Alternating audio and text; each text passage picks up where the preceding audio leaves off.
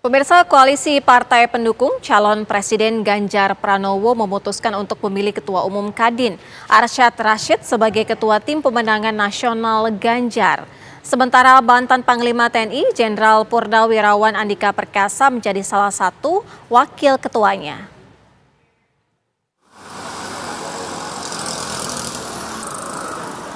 Seluruh pemimpin partai pendukung Ganjar Pranowo yaitu PDIP, Partai Hanura, P3, dan Perindo melakukan pertemuan di kantor DPP PDI Perjuangan Menteng, Jakarta Pusat.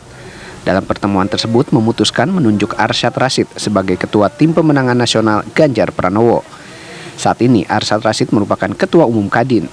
Selain Arsyad Rashid sebagai Ketua, dalam Tim Pemenangan Nasional ini ada Wakil Ketua yang salah satunya adalah mantan Panglima TNI Jenderal Purnawirawan Andika Perkasa. Ketuanya, Ketua TPN, Tim Pemenangan Nasional adalah Sid. Sudah tadi diputuskan. Beliau muda, gesit, dan pengetahuannya luas, dan juga networknya juga sangat luas. Dan Ketua Umum Kadin. Dan juga Ketua Umum Kadin. Dengan dibentuknya Tim Pemenangan Nasional untuk Ganjar Pranowo, maka tim tersebut sudah mulai bekerja. Rapat perdana mereka akan dilakukan 13 September mendatang dan rutin digelar setiap pekan. Dari Jakarta, tim TV One mengabarkan.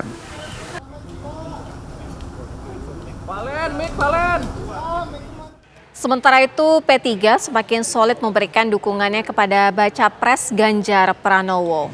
Ditemui usai melakukan rapat konsolidasi dengan PDI Perjuangan, PLT Ketua Umum Partai Persatuan Pembangunan Muhammad Mardiono memastikan Ganjar Pranowo akan lebih aktif terjun ke lapangan setelah mengakhiri masa jabatannya sebagai Gubernur Jawa Tengah. Mardiono menyatakan Ganjar dan partai pendukung akan turun ke lapangan guna mendengarkan langsung suara rakyat dan juga sosialisasi program kerjanya kepada masyarakat. Mardiono yakin elektabilitas Ganjar akan terus naik. Jadi saya yakini dan kami semua para ketua umum partai politik yang mengusung Pak Ganjar itu meyakini bahwa setelah Pak Ganjar sudah tidak lagi waktunya tersita untuk mengurus tanggung jawab pengurus di Jawa Tengah, itu ya tentu ini nanti akan lebih ribut lagi. Saya yakin itu ya, karena Pak Ganjar ini kan baru mulai ya, tetapi sekarang surveinya hasilnya sudah mulai rebound, mulai naik ya, apalagi kalau nanti speednya sudah mulai dinaikkan lagi dalam rangka mensosialisasikan program-program kerjanya, tentu bersama dengan partai pendukung ya, saya yakin akan naik. Mahkamah Konstitusi kembali menggelar sidang uji materi Undang-Undang Pemilu Nomor 7 tentang pemilu terkait syarat minimal usia calon presiden dan wakil presiden. Perkara yang disidang hari ini adalah perkara nomor 90 dan nomor 92 tahun 2023. Dalam perkara nomor 90, pemohon menginginkan agar MK mengubah batas usia minimal capres dan cawapres menjadi 40 tahun atau memiliki pengalaman sebagai kepala daerah. Sementara dalam perkara nomor 92, pemohon menginginkan MK mengubah batas usia minimal capres-cawapres menjadi 25 tahun.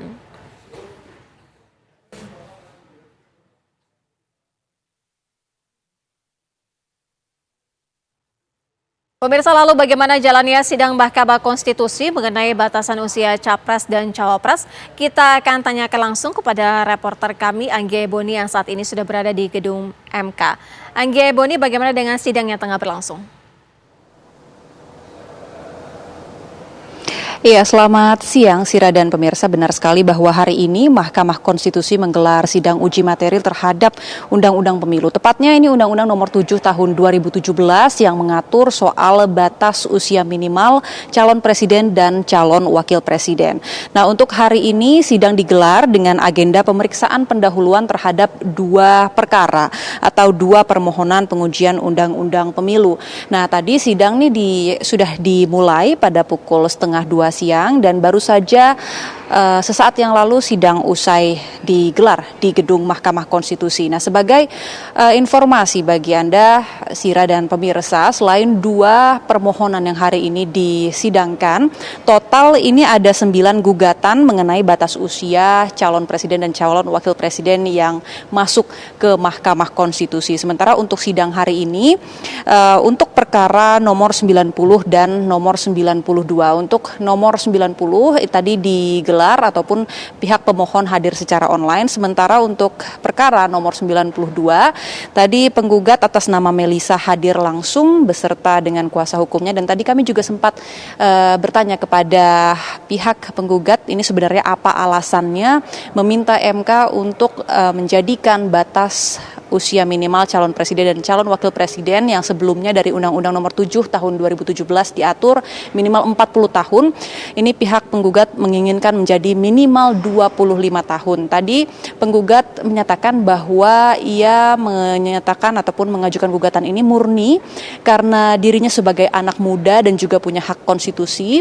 Jadi bukan berkaitan dengan tokoh tertentu ataupun adanya tokoh yang ia dukung dan berusia masih di bawah 40 tahun. Jadi ia menyatakan bahwa gugatan ini murni untuk mewakili dirinya dan para anak muda agar bisa lebih maksimal dalam menggunakan hak konstitusinya.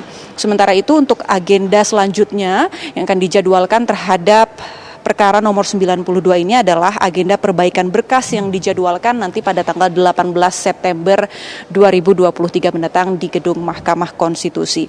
Nah, sebagai informasi Sira dan pemirsa, pasal 169 huruf Q Undang-Undang Nomor 7 Tahun 2017 ini adalah pasal yang digugat oleh sejumlah pihak, berbunyi persyaratan menjadi calon presiden dan calon wakil presiden berusia paling rendah 40 tahun.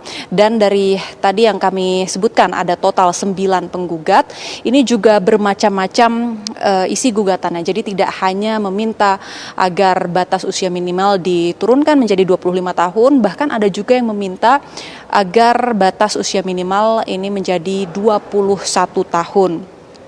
Sementara itu, sebagai informasi juga pihak penggugat ini juga ada beberapa diantaranya yang berasal dari pihak kepala daerah. Mulai dari Wali Kota Bukit Tinggi, kemudian Wakil Bupati Lampung Selatan, Wakil Gubernur Jawa Timur, Bupati dan Wakil Bupati Sidoarjo.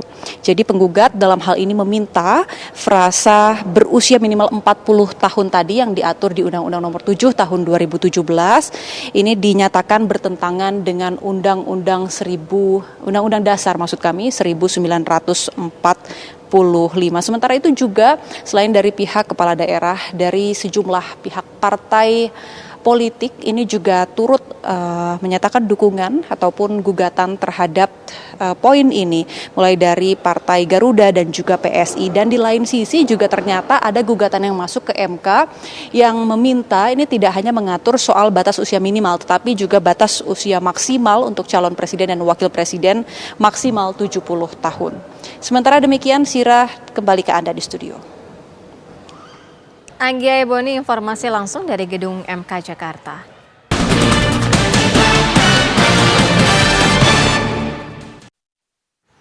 Anies Baswedan dan Muhaimin Iskandar secara resmi mendeklarasikan diri sebagai bakal calon presiden dan bakal calon wakil presiden di pemilu 2024. Lalu bagaimana peluang Anies dan Muhaimin Iskandar di Pilpres 2024?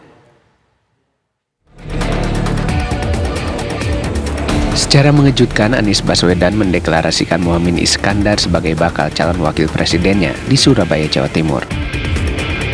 Tak hanya mengejutkan, deklarasi pasangan Anies Baswedan dan Muhaimin Iskandar juga sempat gaduh, terutama di internal koalisi partai pendukung Anies Baswedan, yaitu Koalisi Perubahan untuk Persatuan. Bahkan Partai Demokrat yang tergabung dalam koalisi tersebut mengaku merasa dikhianati dengan keputusan Anies Baswedan yang memasangkan Muhaimin Iskandar sebagai cawapres yang dianggapnya sepihak atau tanpa sepengetahuan PKS dan Partai Demokrat. Partai Demokrat pun resmi mencabut dukungan terhadap calon presiden dari Koalisi Perubahan untuk Persatuan, Anies Baswedan. Lalu sejauh mana peluang pasangan Anies Baswedan dan Muhaimin Iskandar dalam Pilpres 2024? Menurut pengamat politik Ujang Komarudin, dipasangkannya Anies Baswedan dengan Muhaimin Iskandar ada kekurangan dan kelebihannya.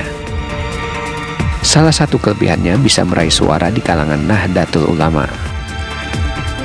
Ya ini pasangan yang menurut saya menarik ya. Kalau dibilang cocok ya cocok, saya saling mengisi saja. Tapi kan ada juga kekurangannya. Misalkan kekurangannya adalah ya numpuk suara tadi, kalaupun bisa mengambil suara Jawa Timur. Kalaupun itu dapat, kalau enggak kan tadi bersaing dengan capres-capres yang lain.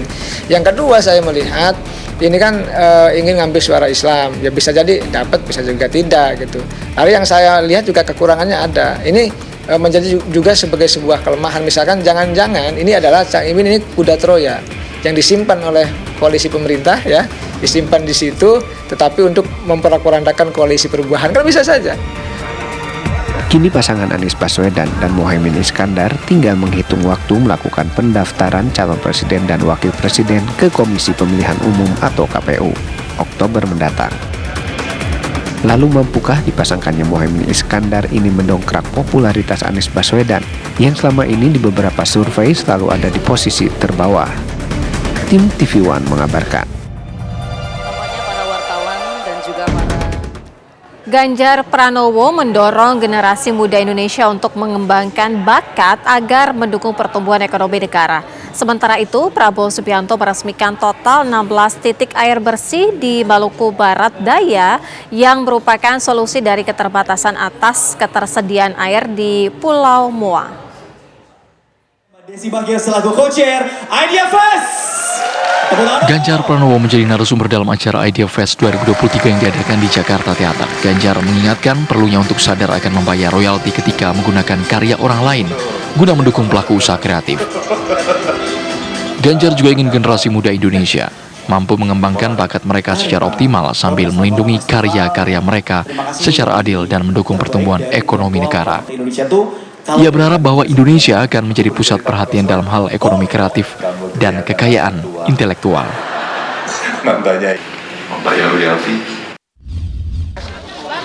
Prabowo Subianto mengungkapkan kesannya menikmati momen kebersamaan dengan anak-anak di Pulau Moa usai peresmian 16 titik bantuan air di Dusun Upunyor, Kabupaten Maluku Barat Daya.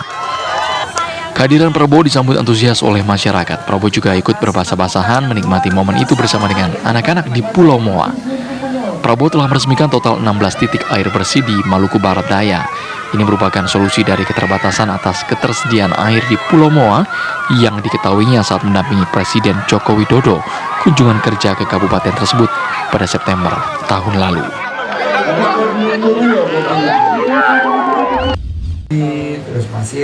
Sementara itu, Sandiaga Salahuddin Uno menghadiri kajian ekonomi series ke-11 di Menteng Pulo, Jakarta Selatan yang dihadiri puluhan penyandang disabilitas. Sandi mengatakan dirinya telah berkolaborasi ke berbagai instansi pemerintahan hingga mitra lainnya.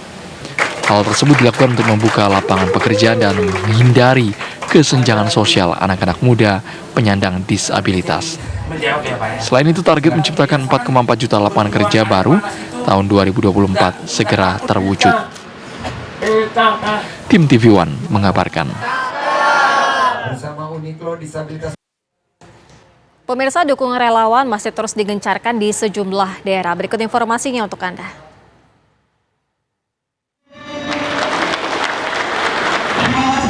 Ratusan massa yang tergabung dalam Palet Mas Gibran mendeklarasikan dukungan terhadap Gibran Raka Buming Raka di salah satu hotel di Kota Bandung, Jawa Barat.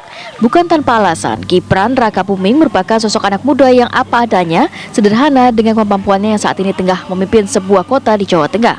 Putra pertama Jokowi itu layak didorong menjadi pemimpin masa depan tingkat nasional. Tidak hanya Jawa Barat, kehadiran relawan Palet Mas Gibran juga memiliki jaringan di 22 provinsi seluruh Indonesia. Mereka yakin figur anak muda lah yang saat ini sebagai pemilik suara terbanyak, sehingga sosok Gibran sudah selayaknya maju dan menempati posisi penting di kancah perpolitikan nasional. Kelompok sukarelawan Krivisaya Ganjar yang terdiri dari generasi alumni muda Universitas Sriwijaya dan Universitas Lampung membuka layanan konsultasi bantuan hukum gratis ke masyarakat di Lampung Tengah. Pada kegiatan yang digelar di Kecamatan Seputi Agung, Kabupaten Lampung Tengah, para sukarelawan Krivisaya Ganjar menerima berbagai keluhan dan juga pertanyaan dari mulai permasalahan hukum di bidang pertahanan hingga perceraian suami istri. Konsultasi hukum gratis ini dilakukan karena masih banyaknya masyarakat yang belum melek hukum sehingga sangat berisiko menjadi korban penipuan hingga kriminalisasi pihak-pihak tertentu. Tak hanya itu, masyarakat pun menjadi lebih mengenal bakal calon presiden 2024-2029 yakni Ganjar Pranowo dari kegiatan sosialisasi yang dilakukan para sukarelawan dari satu daerah ke daerah lainnya. Biasa tensi segini, paling tinggi berapa? Jadi nggak bisa naik. Kalau naik, Puluhan ribu pengurus dan kader Partai Bulan Bintang menggelar rapat konsolidasi untuk memenangkan Prabowo Subianto sebagai Presiden 2024. Acara yang digelar di lapangan basket DBL Arena Surabaya ini selain dihadiri oleh pengurus seluruh DPW PBB di Indonesia Timur, juga dihadiri oleh ribuan kader PBB. Hadir pula Sekjen Partai Gerindra Ahmad Muzani yang mewakili Prabowo karena batal hadir dalam acara tersebut. Konsolidasi ini bukti keseriusan PBB dalam koalisi untuk memenangkan Prabowo Subianto sebagai presiden. Sementara itu, Ketua Umum PBB menegaskan PBB akan terus melakukan konsolidasi ke berbagai daerah. Terkait dengan siapa bacawa pres yang bakal mendampingi Prabowo, Partai Gerindra akan menyerahkan langsung kepada Prabowo Subianto untuk memilih calon wakil presiden yang mendampingi dalam Pilpres 2024. Tim TV One mengabarkan.